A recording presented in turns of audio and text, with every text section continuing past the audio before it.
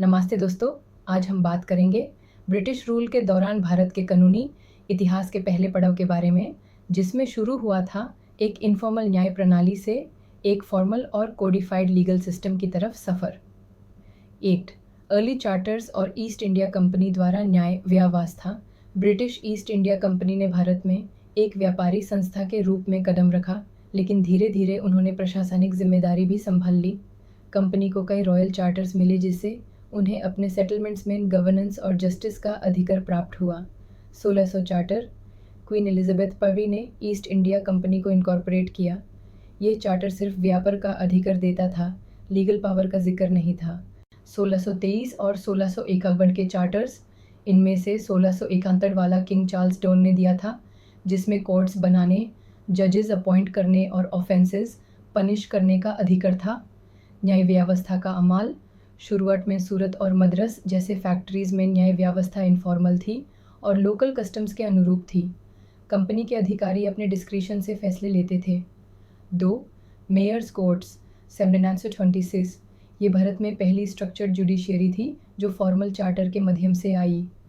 1726 charter, इसके तहत कलकत्ता, बॉम्बे और मद्रास में मेयर्स कोर्ट्स स्थापित की गई। ये सिविल कोर्ट्स थे जिसे एक मेयर और 9 ऑल्डरमैन चलाते थे। काम का तरीका। मेयर और ऑल्डरमैन मेनली ब्रिटिश रेजिडेंट्स थे जो सिविल डिस्प्यूट्स सुनते थे। गवर्नर और काउंसिल की कोर्ट। क्रिमिनल मैटर्स के लिए गवर्नर और काउंसिल की कोर्ट बनाई गई।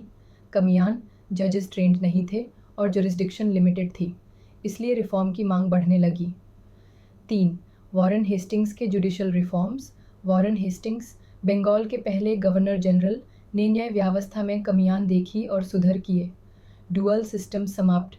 हेस्टिंग्स ने दीवानी और निजामत सिस्टम्स को मिलाकर न्यायिक प्रशासन को कंपनी के कंट्रोल में कर दिया। 1777 का अदालत सिस्टम, दुस्तरों वाली न्याय व्यवस्था लाया गया। दीवानी अदालत, सिविल कोर्ट्स। कंपनी के अधिकारी जज थे। निजामत अदालत, क्रिमिनल कोर्ट्स। भारतीय जजेस थे, लेकिन कंपनी के ऑफिशियल्स की देखरेख में। धर्म के कानून का अनुवाद। हिंदू और मुस्लिम लॉज के टेक्स्ट को ट्रांसलेट करवाया गया ताकि जजेस उनका उपयोग कर सकें। कोर्ट प्रोसीजर और फीस। कोर्ट की प्रक्रिया, फीस और अपील सिस्टम को स्टैंडर्डाइज किया गया। 4 अदालत सिस्टम का विकास।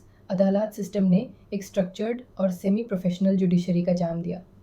डिस्ट्रिक्ट दीवानी अदालत। डिस्ट्रिक्ट लेवल पे सिविल केसेस के लिए कोर्ट्स बनाए गए, जिनका प्रमुख कलेक्टर होता था। डिस्ट्रिक्ट फौजदारी अदालत। क्रिमिनल केसेस के लिए काजीज और मुफ्तीज काम करते थे, लेकिन कंपनी ऑफिसर्स की सुपरविजन में। Appellate courts. प्रोविंशियल कैपिटल्स में सदर दीवानी और सदर निजामत अदालत बनाई गई। महत्व। ये सिस्टम एक सेंट्रलाइज्ड जुडिशरी का आधार बना। ब्रिटिश और लोकल न्याय पद्धतियों के बीच एक बैलेंस बनाने का प्रयास था। 5 कॉर्नवालिस के जुडिशल रिफॉर्म्स। लॉर्ड कॉर्नवालिस ने 1786 से 1793 के बीच गवर्नर जनरल के रूप में काम करते हुए कई बड़े न्यायिक सुधार किए। Cornwallis code 1793। इस कॉम्प्रिहेंसिव कोड ने जुडिशियरी, रेवेन्यू और पुलिस सिस्टम में एकता और ट्रांसपेरेंसी लाई। सत्ताओं का विभाजन। जुडिशियल और रेवेन्यू ड्यूटीज़ अलग अलग अधिकारियों को दी गई। कोर्ट्स का हायरार्की। कोर्ट सिस्टम को स्ट्रक्चर्ड बनाया गया। मुंसिफ और सदर अमीन कोर्ट्स नीचे स्टार पे। डिस्ट्रिक्ट और प्रोविंशियल कोर्ट सदर दीवानी और निजामत अदालत सबसे ऊपर। सिर्फ यूरोपियन जजेस। हायर कोर्ट्स में सिर्फ यूरोपियंस को जज बनाया गया। इंडियंस को हायर जुडिशरी से दूर रखा गया। प्रोसीजर और रिकॉर्ड्स।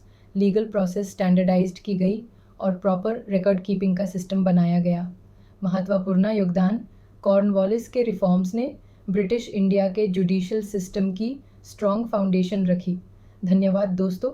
आज हमने देखा कि किस तरह से ईस्ट इंडिया कंपनी ने भारत में इनफॉर्मल न्याय व्यवस्था से एक फॉर्मल सिस्टम की नींव रखी।